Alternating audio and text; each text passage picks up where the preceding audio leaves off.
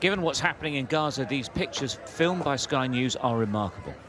People have flooded back to the Shifa hospital in Gaza City. They're seeking sanctuary. This hospital was considered to be sitting above a network of Hamas tunnels and the nerve center of their leadership. The absence of Israeli soldiers would suggest it wasn't or isn't now. Further south, the sounds of heavy fighting reverberate around the streets in the center of Khan Younis. It's the focus of the Israeli forces now. They told everyone to leave the heart of the city for the first time.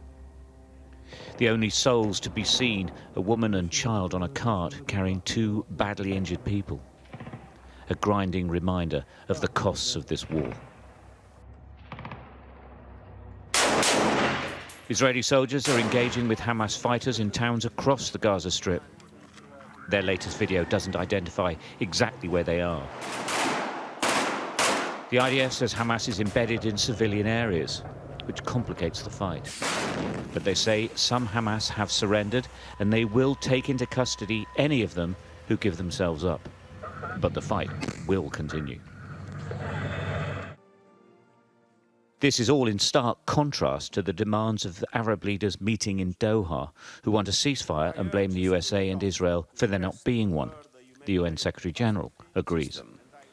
The situation is fast deteriorating into a catastrophe with potentially irreversible implications for Palestinians as a whole and for peace and security in the region.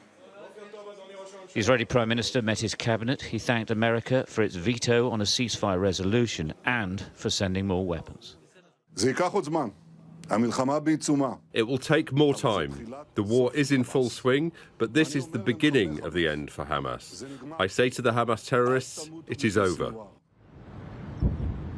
It's clear this war is not easy for the Israelis. This is the north near Gaza City. It's been pummeled to dust for weeks, but they're still bombing, regardless of outside condemnation.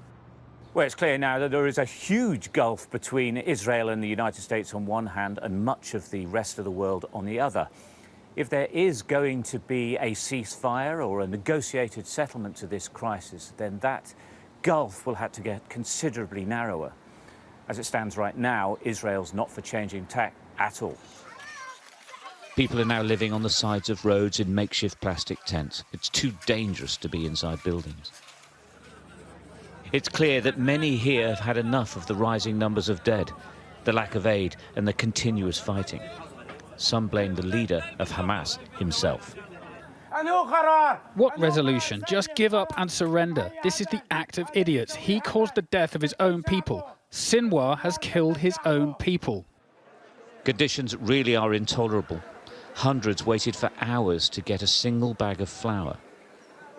There is just not enough getting in. The aid agencies say their whole operations are grinding to a halt. The aid network is disintegrating. If it does, these people will have absolutely nothing. Stuart Ramsey, Sky News, Israel.